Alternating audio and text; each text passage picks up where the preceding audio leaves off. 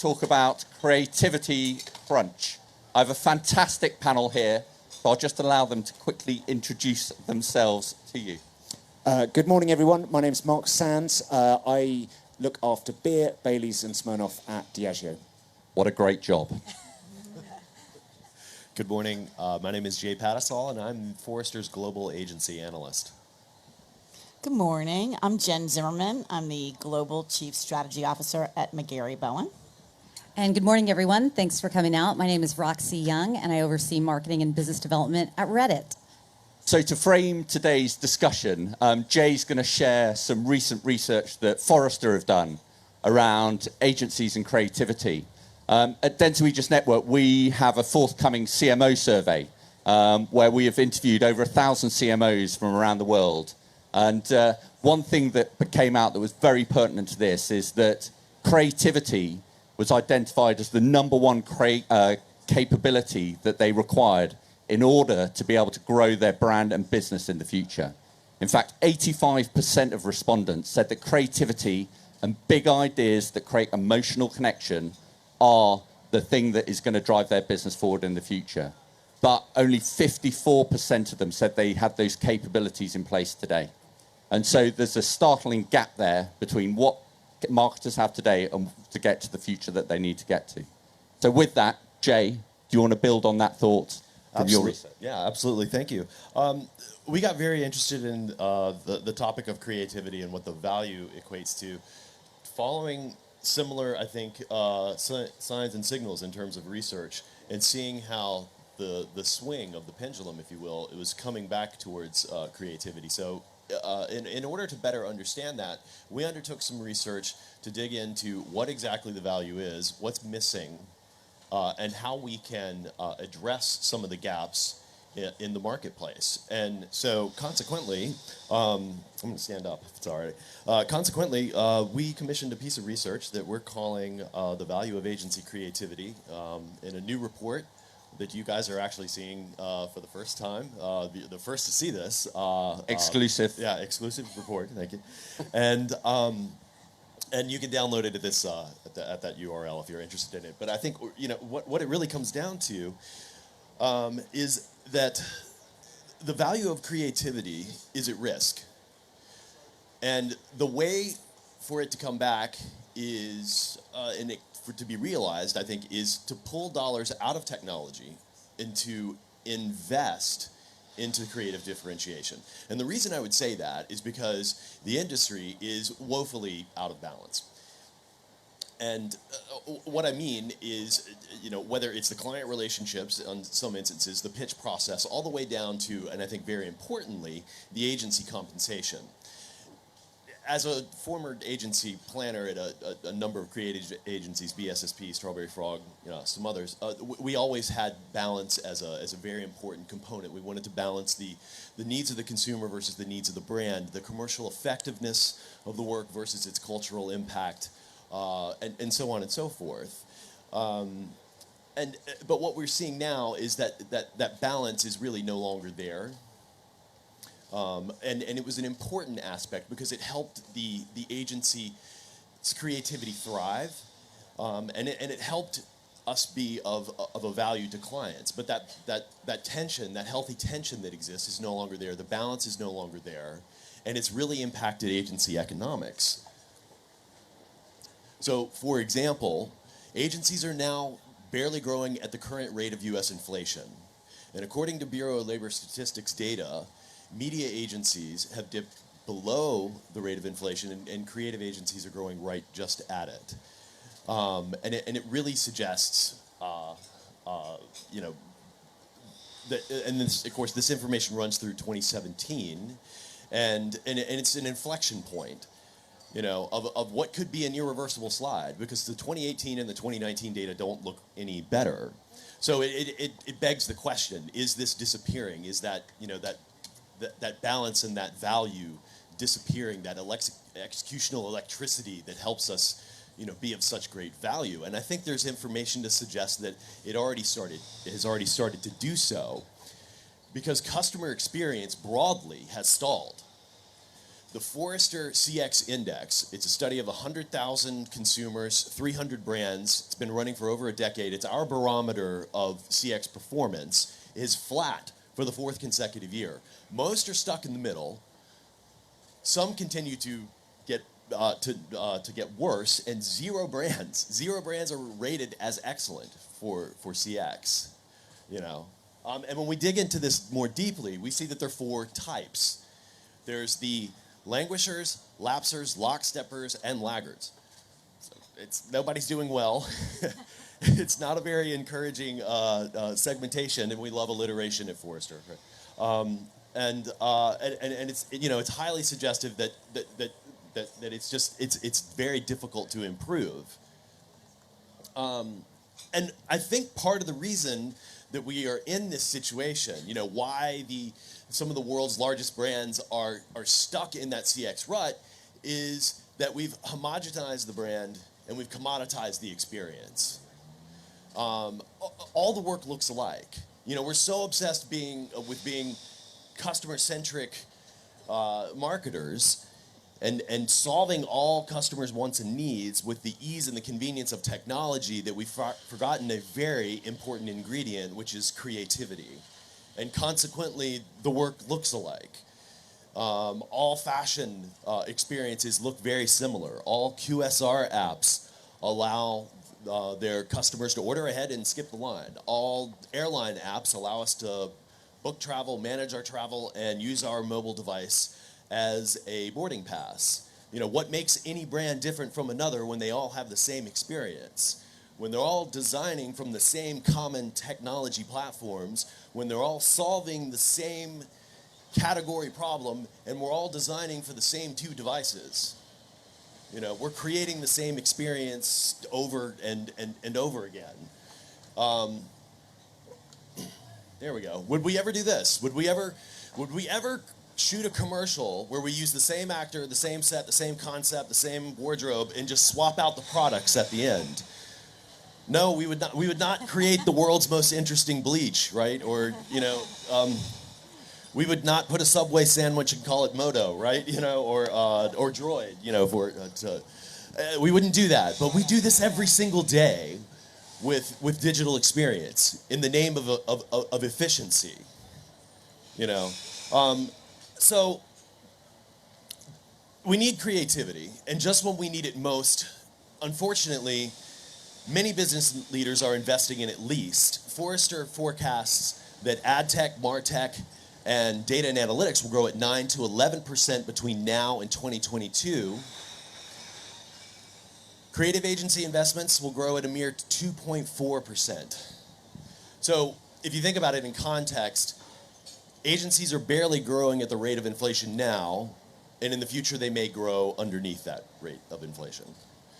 You know, so we can't blame this entirely all on just the marketer and the marketer's budgets. The agencies are underfunding technology, creativity as well. We're overfunding technology, we're underfunding creativity, and the agencies are doing this as well, because as of 2014, agencies have spent almost $12+ billion on data and technology acquisitions. Now, if I'm you guys in this room, I'm looking at this and going, yes, we got to look at us. You know, we made the smart purchase, you know, in terms of, you know, the overall value. But when you get into a situation where the data and the technology do help media activation, you know, they do help media planning, but not so much creativity. I've seen one holding company data platform example that integrates with and inspires creative. So spending $12 billion on tech that doesn't work with the creative process, backing out of award shows, which some agencies have done, and creative departments that either are unable or refuse to engage with data and technology as insights. None of these things are supporting of creative. So combine this situation with the budget, and we need to come up with a solution. We need to make this an opportunity and kind of no longer avoid the elephant in the hallway, so to speak. No doubt all of these acquisitions are meant to build up agency capabilities. But it has to be more than just individual operating companies that every once in a while come together and play nice during a pitch. You need to bring data, technology, creativity, and media together, completely together. And in order to do that, the acquisitions and all of the technology resources and the operating agencies need to work more fluidly. The executives and the leaders need to make some very difficult decisions around P&Ls and how to harmonize all of those services. But it can't go. It can't stop rather just at capabilities and process. It's got to go into the workforce, and it's got to go even further into the process. So in terms of workforce training, the agency staff needs to be fluent in technology, data, and creativity. And there can't be data deserts or technology deserts in certain offices, on certain accounts, on certain businesses. Like everybody inside the network needs to be M1 proficient, or even more M1 proficient, so to speak. And then from a process standpoint, there are a number of creative agencies that are starving for data, and helping them put data and technology into the creative process and become one of the team members will do so. So I think ultimately, what does it take to do this? So what we're calling for in order for this situation to be realized is for marketers to shift 19 billion out of tech and put that into creativity over the next 6 years. So that sounds like a huge number and a little crazy, but we've actually done some ROI work to figure out how that could come to fruition. And our model is a gradual model where we ramp up in year 1 and 2 and then accelerate in later years. So it gives you some time to make some adjustments. And it maintains the critical technology, MarTech and AdTech investments. This is not about defunding technology. It's about balancing technology with creativity. And it's about moving the dollars, an appropriate amount of dollars, into agency creativity, into the creative workforce that can make the most out of these technology investments in the first place. And we've worked it out so that it actually, in the long run, over the 6-year period of time, the return is higher. And what I mean by that is that if the industry as a whole were to make this shift, you end up at the top line, $66 billion in total return. Keep spending as we are, and it's $56 billion in return. So there is a discernible difference. It's 20% over the time period. You move 19 billion, you make 66 billion, and the value of agency creativity over this time period to achieve that is the 10 billion difference in those returns. So the onus is, it's definitely there. It makes financial sense to do this. And you do this, and CX, which is largely about customer experience, becomes a much broader thing. Creative experience. You can earn more customers. You can delight more customers. And you can give the agencies the resources they need to innovate and be the partners that they need to be. So ultimately, what we're saying to the marketplace is, let's reinvent creativity. That's what this model shows us. It's a new way of modernizing the creative process with new tools, new insights. A new type of agency, a new era of marketing, really. An agency that brings all, the 4 corners, what we call the 4 corners of the marketplace: data, technology, creativity, media, all together as one, and activates across message audiences and channels. And so, you guys are very lucky. You're in an industry that is a point in history in the industry that is just amazing, where you all have a chance to redefine it. And so that's our message to the marketplace: is seize that opportunity, take up the mantle, redefine creativity, reinvent creativity, because it makes economic sense to do so. Thank you. Thanks, Jay. So, Jen, I'd like to start with you, being the creative. And based upon what Jay has lined out there, what are your thoughts immediately on that, and how data and technology is enabling your creative process? First of all, you got to love a man who makes a business case to reinvest $19 billion. It's like job security baked in. But I think it's fascinating. And as we've been talking about, I wonder, Will, who the 15% of clients are who don't want breakthrough ideas. Correct. I suspect they're not here in Cannes. But, you know, there's a real irony, right? This festival grew up as a celebration of the elusive alchemy and magic of creative thinking applied in different ways, you know, and it follows the film festival, which has celebrated the power of storytelling.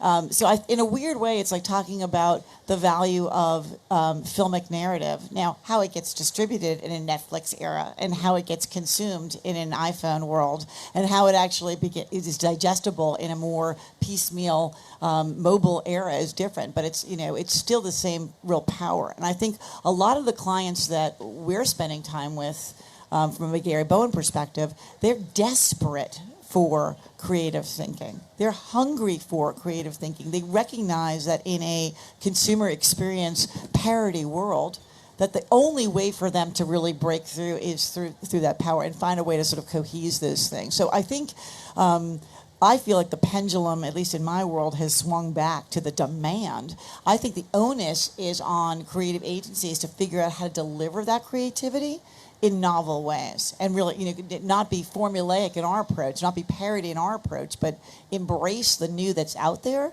but zhuzh it with the sauce of creativity and bring it to life in a different way.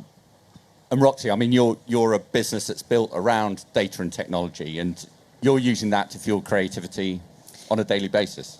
Absolutely. I mean, I think at Reddit, we have the pleasure of working with so many different brands on any given day. And one of the things that we've done, because we have recognized just the dependence, and one would say maybe the over-dependence of marketers on data, is we built out a brand strategy team at Reddit, where they're an internal team that knows Reddit inside and out and can sit down with the brand and with the agency and truly tap into insights that create a powerful creative execution that will work well on our platform. And we're seeing brands really respond to it. It's fresh, it's new. They want to reach the audience that's on Reddit because it's a unique audience that's not on other platforms, but they know they need to do it in a creative way, and we're giving them a way to do that. And while agencies, Mark, have been investing in technology infrastructure around the world, you know, at Diageo, you've been doing the same thing. Yeah, very similar. And Joe, it's a really compelling case that you make. And I recognise a lot of the pendulum that you talk about.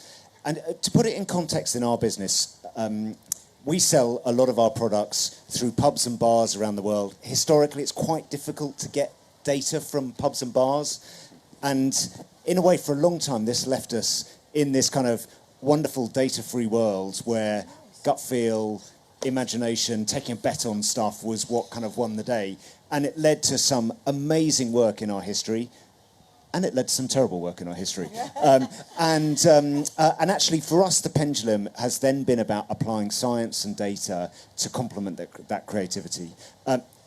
On Guinness, one of our principles that we have, that we write on all of our briefs, is OGCD. We have to do things in a way that only Guinness can do. Because that's what makes this brand live, is the fact that we approach everything differently. Arthur decided to brew black beer when the rest of the world was brewing ale, and that still sort of drives everything we do going forward. What we've added to that now, though, or we're trying to add, is both a science of the thinking of people like Byron Sharp and Les Binet, of understanding physical and mental availability and the importance of reach. And then actually the work that we're doing with Cara of how then to bring connections planning to that, so we can bring right message at the right time, at the right place, to the right person. But it's interesting. I feel that sort of pendulum, we have to be constantly careful of making sure that we don't go too far. We've actually just put in place now a new creative training program for our marketers internally called Creative Sparks, just to make sure that we're still getting that balance right between the science and the creativity. Yeah, because that's what I feel, is that the investment in technology and the investment in that infrastructure, the process that you talk about, making sure that we're organised, is absolutely been the right thing to do. But now it is how we bring creativity back into that environment. And so, you were kind of alluding to, Jen, there, the pendulum, and that balance between magic and measurement. and how we get that balance right? Right. The truth is, a lot of client organizations and some holding companies, they're just more comfortable with the measurement piece. It's more tangible, right? You can look at it. You can even, we're making a sort of a business case for creativity in the context of that. I think more people are as marketing becomes more democratized and there's more, folks touching it in different ways. It's just that the car kind of pulls in that direction. And I think it's, using data and technology, which is such a powerful tool. It is weaponized with creativity. It's unstoppable, but not as a substitute for it, and not as a gating factor. I think increasingly part of the challenge is it's the reason you can't do something versus the inspiration or the confidence to do something. And I think data is a powerful way to embolden and embrave this sort of organizations if used appropriately.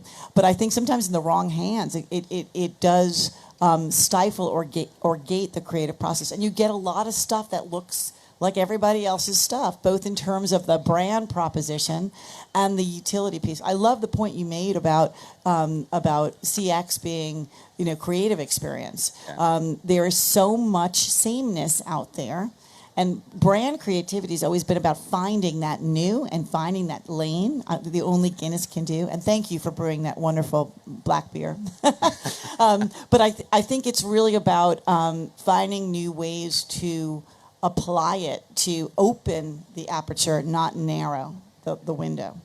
And Roxy, have you got... Sorry, go on. I was Jay. going to say, I agree with that point. That's great. New ways of doing this. And I almost fault my own use of the analogy of pendulum, because it seems like the pendulum, it needs to swing back differently this time, so we don't repeat some of the mistakes that have been made, in the past. And that's a lot of that's been around measurement and the inability to tie some of the more emotive aspects of marketing to the purchase, and so the attribution models and the way the data can be used to help close the loop on attribution, I think, is really important, because it helps. Not only will it help us, make the shift in the first place, but it'll help us justify what it does on the back end, and not put us in a position where we've got, for the lack of a better term, soft metrics to justify, the impact of the work in the marketplace. So I think it comes back, it swings back a different way.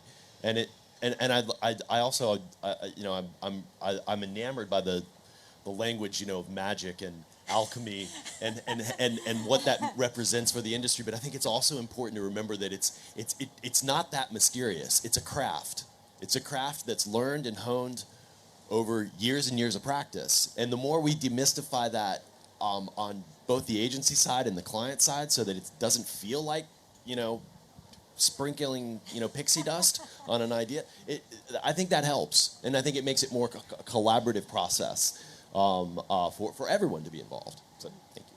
Mark, have you, from a Diageo standpoint, where do you think the pendulum, as it swings back, where do you think it is within your organisation? Well, I really recognise this, the power of hard metrics. One of the things that we've introduced in our business is a tool that we call Catalyst. It's essentially a way of evaluating the effectiveness of our activity. 100% we see that the most creative work tends to be the most effective work when it's also applied within the right media context. And that's given us the power to then spend more money. One of the brands that I look after, Bailey's, about 5 years ago, we really weren't getting Bailey's right. It had been flat for a long time.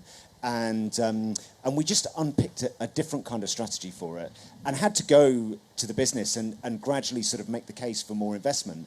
And we just wouldn't have been able to do it without being able to demonstrate the impact that it has for consumers, that all the way comes back into really hard return on investment metrics. So we know which channels are the best performing, we know which countries around the world are going to be the most important for us to invest in next.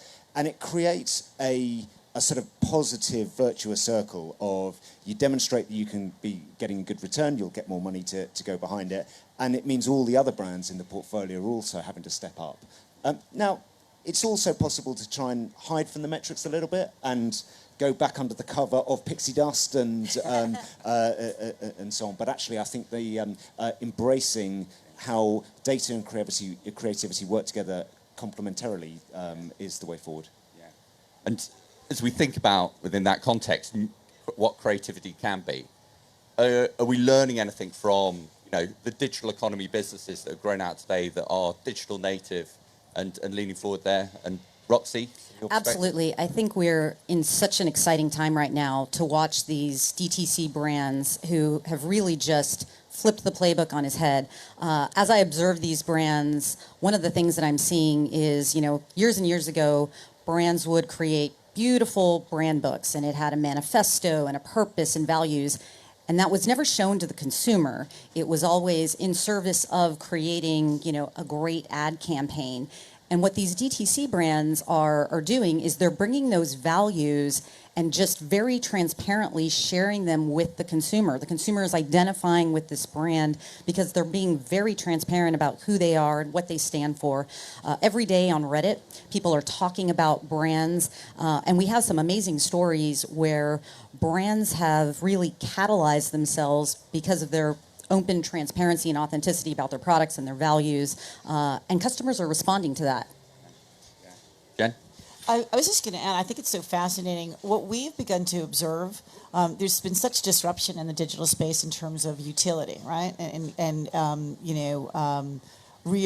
new way to do things. A lot of those disruption brands now, who in turn are being disrupted or parrotized as everybody has caught up, is sort of discovered this new thing like, oh, we need a creative idea. It's sort of, they've really said, we need to establish a brand. We have a very powerful service, but we don't have that sort of, that brand element of it. And I think there's new appreciation for the and, right? It's sort of, creating disruptive, meaningful, service-based utility in experiences and using technology, and having a powerful, true north point of view brought to life in terms of these not always measurable, but undeniably powerful creative assets, and bring them together. So whether it's traditional creative marketers who are looking to sort of incorporate the data and technology, or whether it's digital-born disruptors who are sort of recognizing it, everybody's coming back to the middle. So maybe the pendulum has to stop swinging. Maybe that's the metaphor. Maybe it needs to come to a rest, and I think look to sort of find that intersection of because that's where I think the market is moving. Mark, got any builds on that? One of the ways in which we see disruption happening in our industry is actually in small startup drinks companies, craft beer, craft distilling, and it's actually, there are real parallels between it. Actually, it forced us to think about things differently. Guinness is kind of more interesting than big lager brands, but we're not craft. We're in 160 countries around the world. We're really, really big, and it forced us to go back and look at the stories that we had internally. One of the things we did, we've got this experimental brewery. We've had it for 100 years in the big brewery, and literally nobody was allowed in. My security pass did not allow me access to it. It was secret squirrel. And we decided that actually we were then going to open this up. So we've basically turned it into a bar. So you can turn up and drink whatever has been made that week, most of which will never see the light of day again. And it's allowed us to use it as this kind of experimental, agile kind of feedback loop. And it's amazing that just the kind of cultural impact that it's had is really similar to that it's made our big company feel small again. Yeah. And you've got a brewer talking to a marketer, talking to a salesperson over a pint. Yeah. And that coming together and that collaboration across different areas of the business is breaking down those silos, bringing it together is absolutely critical to creativity. Absolutely, and we really value, as a result of that, our agencies being able to work together so that they can bring complementary skills. We're not looking for one agency to deliver everything, and therefore it's that importance of collaboration. And it's kind of changed the role of the client for us as well a bit, of rather than sort of dishing out briefs and standing back, to actually be more involved in the process than maybe previously we would have been. Fantastic. So, Jay, just going back to your point about customer experience and how we bring, broader creativity to that space, what do marketers and agencies need to be doing better within that space to accelerate it and improve? Well, I think, Mark, you're actually hitting on one of the pieces I think it's important, which is, creating a collaborative environment in which the agencies can work together. And now that's nicely said, but they're just realities where different agencies, different holding companies, sometimes it just doesn't work. They're different incentives, or different contracts, or different remits, and maybe tearing that up and rebuilding that in a way in which you've got like-minded, collaborative, compatible agencies that will work together and will put the message in the appropriate context, so that they're not, fighting over dollars or fighting over, control or responsibility or whatever it may be. We're at this great time, and it's I think we have the opportunity to rewrite the rules a little bit and rewrite them together, so that it makes it to the marketer's benefit. It's much more easier to manage, and it gives the agency, the pride of being able to help control the broader experience. We coined this as creative experience, and intentionally mean this to be broader than just the customer experience. And on the agency side of that is being able to have an ecosystem to work with. The marketer side of that is that creative experience is controlled by the CMO and the marketers, not the CTO, not the CIO, and that's a win-win for all, and it's a new realm for marketing. It's a new kind of agency. And here's a budget that you can do it with. So, because I think within Dentsu Just Network, we've had one P&L set up for 10 years, and operating within that in an integrated way and a collaborative way has really been important. And Jen, from a creativity standpoint, producing big ideas that are holistic enough across all the capabilities. We do actually have the alignment organizationally, but I wonder if we're always operating with the same charter and with the same task. I wonder if media agencies were tasked, or data agencies are tasked with creative agencies, deliver to me something great, something breakthrough. And I think we've been so trained and entrenched as make it more efficient, make it more streamlined, make it more targeted, make it more accountable. If we all got the same charter, make it great, make it award-winning, make it never been done before, make it scary and fabulous and amazing. I think it's the alignment of the financial organization is important, but the mission, what are we trying to do? And I think sometimes we're tasked to be at cross purposes, and we're not all aiming at the same thing. And I think if we were, something different might come back, and it might sort of find that connective tissue. And I see partners being a key part of that as well, Roxy. Yeah, I think I can definitely comment on that. It's not uncommon when we have the opportunity to work with brands that collectively, with the brand, with the agency, with Reddit, we come up with something that we all believe is amazing, and we're really inspired by it. And then when we start getting into the tactics of how is this going to be executed, the list comes through, well, we need to integrate 20 different measurement partners. And so I think everyone starts then, the idea then starts getting watered down. Well, it's we can't do this because we need to integrate here. And so we try and work with our brands just to simplify that. What are you trying to achieve? And let's figure out how we can measure that in a simple way so that everybody is aligned against the same true north, the same report card. Totally agree. Mark, where do you think creativity can have the biggest impact on your brands and business? Well, I think there's something that we kind of touched on a little bit in this talk about now, and if you sort of fast forward into the future, the way that the consumer experiences our brands is going to be across so many more touch points. For us, in the bar is always one of those touch points, but across different media, across social. And therefore, creativity isn't therefore about having one perfect execution. It's about making that ecosystem fit together in a way that's kind of recognizable and consistent as a brand, but isn't a slave to that consistency so that it's just kind of boring and branding, that it's beautiful and that it lives up to your brand's values. And I think that's really hard. It requires the collaboration between agencies, it requires really brilliant design thinking to work across those all of those different touch points. And I think it has to come with that ambition that Jen talks about of starting off with the desire to do something amazing. Jay, does that ambition come through in your research, do you think? Oh, certainly. You know, as we were speaking with agencies throughout this research and collecting data, there's such a strong ambition for improvement and for innovation, and for some that are further along and they've got more things figured out. It has a lot to do with nimbleness. They're experimenting. They're using, if not design thinking, some of the principles, some of the agile principles that are built into that, and that creates a great sense of energy and freneticism and positivity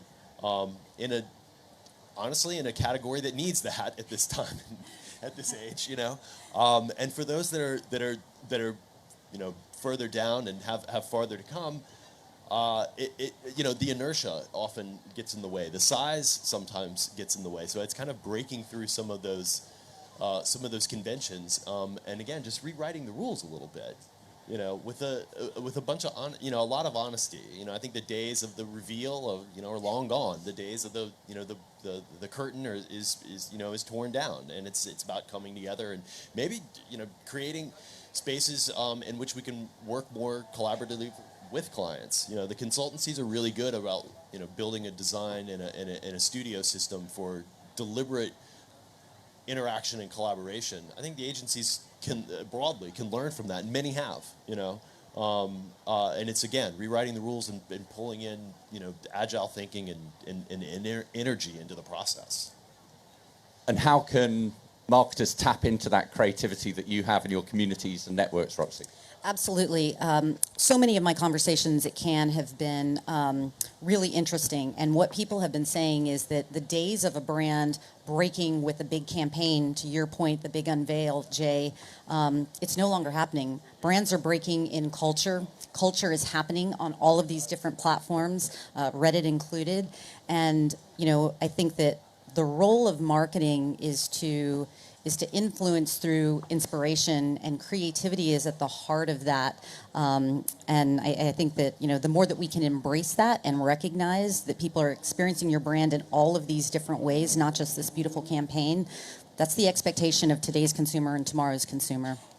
Absolutely. And so, Jen, beyond the investment in creativity, what has been most important to you from this panel? What have you taken away from it? I think it's figuring out how to march in the same direction with a common goal and a common language. And I think, one observation, to ponder, I do think our industry is unique, and there's a lot of conversation here around the consultancies and sort of what that means in the context of brand building. We have an incredible superpower. This festival was born to celebrate it. Being able to, because there's nothing rational about what we do, other than Guinness, which is meant to be. There's nothing, we are in an emotional business, and we're trying to create an emotionally compelling, magnetic ideas for people to sway them from their busy days and their busy lives and draw them into our world.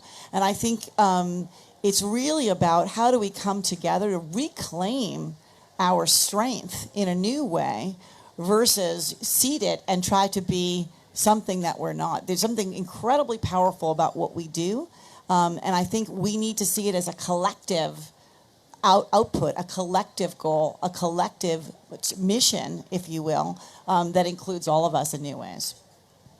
Could not agree more. Getting that Amen. balance of magic and measurement absolutely right, and driving in the same direction. And so I'd like to thank all the panelists today. And thank you very much, everyone, for joining us this morning. Thank you. Thanks very much. Thank you. Are there any questions in the audience? Thank you. This was a really great panel. I had a question for Roxy, actually. Redditor checking in. We've spoken about brands having to think very creatively about how they can deliver creative experiences, and Reddit is such a unique place. It's got its own culture, it has its own language. Have you got some examples of brands kind of bringing that to life on Reddit in a very platform-specific manner? Yeah, absolutely. As I mentioned, we work with brands every day, and we work with them to try and figure out, how do you bring your brand to life on Reddit, which is a platform, that looks a little bit different than some of the others. For example, we had a financial services brand who, financial services isn't known for being terribly innovative, but they had this amazing concept. They had, worked really hard to come up with this new tagline, "Own Your Tomorrow." And we worked with them and we said, how can we bring this to life in a way that is authentic and native to what people are doing on Reddit? We have enormous communities focused on personal finance, financial independence. And what they did and what they were brave enough to do is they took that concept of Own Your Tomorrow and they said, hey, personal finance community, what are you doing today to own your tomorrow? And hundreds of people chimed in and said, this is what I'm doing. Here's a personal example of what I'm doing to own my tomorrow. And it was just such a fantastic example of a brand being, really authentic and engaging with the community on Reddit. And the goal of this wasn't actually to be a direct response campaign. And afterwards they came back and they said, oh my gosh, this was a really kind of top of funnel, this was the goal of it. And they actually saw lower funnel results as well. So I think that was a great example.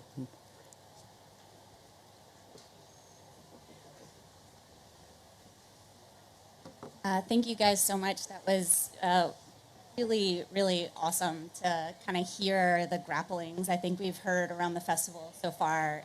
I loved your presentation. I thought it was really fantastic, and the panel discussion as well. But my question comes because I felt like what you said about creativity being a craft and not pixie dust was quite provocative, actually. And I just kind of wanted to ask you, what do you think the downside of considering it craft and not alchemy and not pixie dust? Is there a downside to thinking of it that way, or not thinking of it that as pixie dust and as alchemy and as magic? And if so, what is that downside?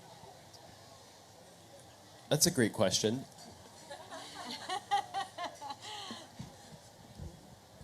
She's my ex-planner. Okay. She works for That's him. why. That's Yeah, why. she's my planner now. She's a planner.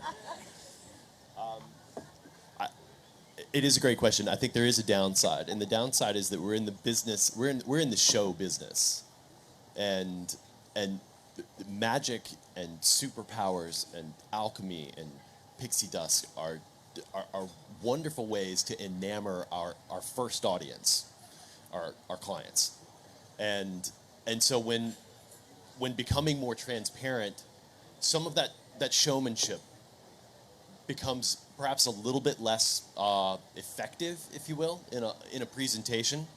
But I think that downside starts to slide back up, because how many people have been in a meeting where they have sold or bought an idea and then walked out of that meeting and 30 minutes later, done, not going to happen.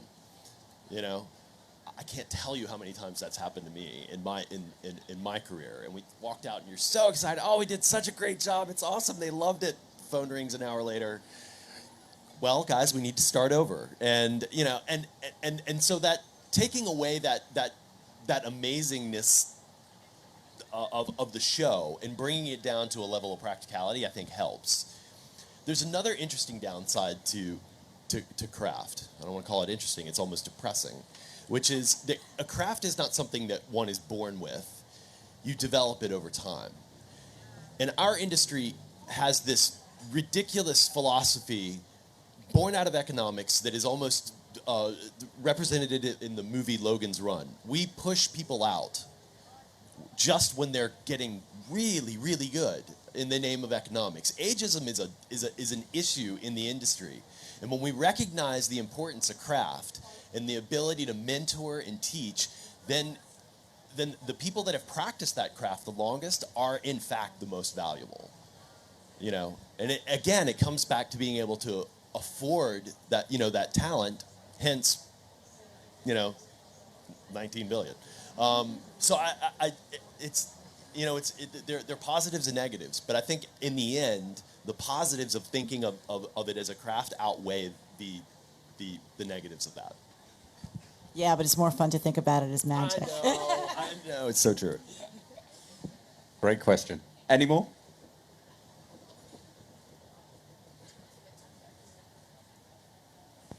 Hi. Last year at Cannes, I heard John Hegarty talk, and he said, our industry has become too focused on promotion, and we've forgotten about persuasion, which is brand.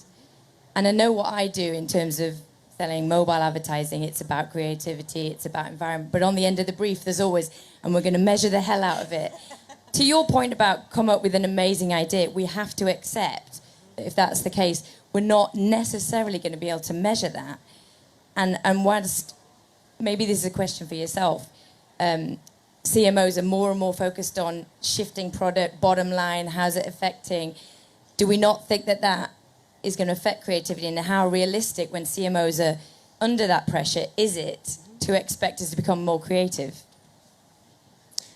I think that is the key question for any CMO at the moment, balancing the short term and the long term. Diageo is lucky we're a great company that does think long term, but we have to deliver every quarter in order to be able to deliver the long term. One way we have of thinking of it is, so Guinness has been around for 260 years. Arthur Guinness signed a 9,000-year lease for the brewery. So we've done the first bit of this long journey. And one of the ways that we kind of keep that alive is to be really clear on what are our principles. We have kind of 4 principles that will be consistent over time. And then how do we kind of listen to what's happening in culture to make sure that we sort of evolve what those principles mean for how we show up. And a lot of that listening is around optimizing and making sure that we're delivering in the short term. But it's a constant sort of battle of toggling between the two of them.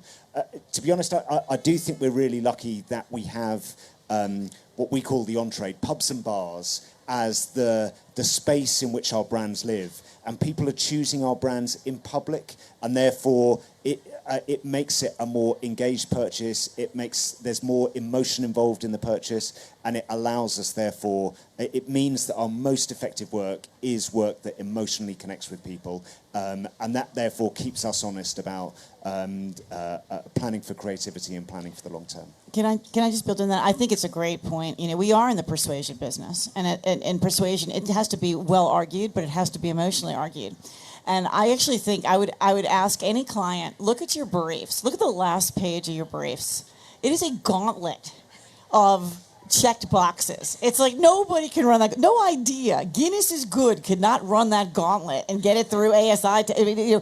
We have so overburdened the thinking. I think ideas, especially in their formative stages, are like kids. They need to be raised, not like sort of graded. You know what I mean? And they need to be promoted. They need to be allowed to be what they want to be before they are evaluated on what they're not. You know. And I do think absolutely we need to persuade to promote. We need to persuade to sell. Ultimately, it's commercial business. But I would ask you, if I could ask one ask for any client who writes a brief ever, go look at the last page and take like 6 things off. Because what we're doing as your creative partner is we're running the gauntlet to get it through. We're not pushing the idea to get it higher and make it better. And that's tragic. But that is borderline tragic. One more question. I guess my question is about something that we're hearing a lot of Cannes around in-housing, and whether we ever think that you can have the objectivity and the reinvention and the effectiveness of creativity if you take it in-house as an advertiser or even within a media owner, whether you've got that space to be creative. We work with a lot of internal agencies and have tremendous respect for them and what they do.